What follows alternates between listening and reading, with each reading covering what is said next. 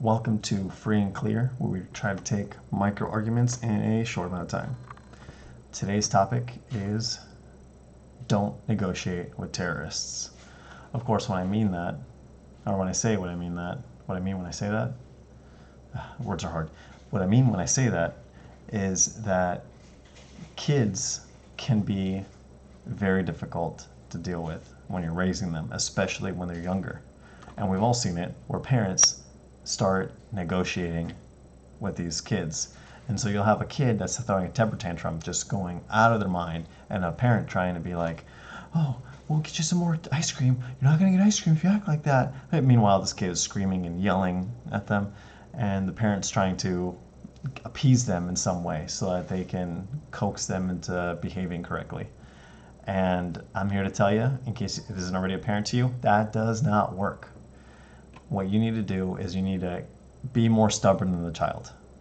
You do not give them the next thing, or you don't let them behave that way. You tell them to calm down, look them in the eye, especially when they're 2 or 3 years old. You look at them and say, yes, daddy, no daddy, or yes, mommy, no mommy, whatever, until they do it. And you wait. You wait until they comply. Be it yelling, crying, and I'm talking like 2 years old. I mean like this adage that somehow, oh, they're too young for that. They don't understand yet.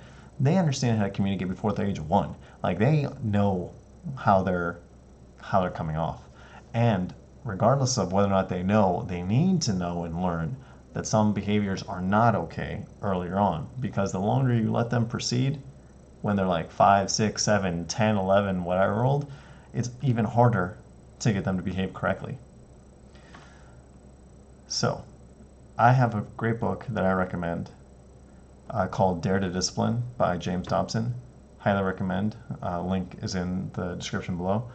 But it talks way more in depth about how to correctly discipline kids so that your kids are complimented on, which is luckily my case, mostly because of my wife.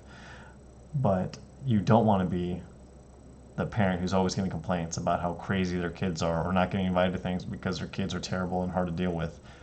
You want to have well-behaved kids, not compliant and scared of you, but understanding how to control their frustration. Super important, and I wish more parents knew how to do that. Anyway, I hope you liked this little talk, and I recommend that you read up on this if this is important to you. So, have a good one.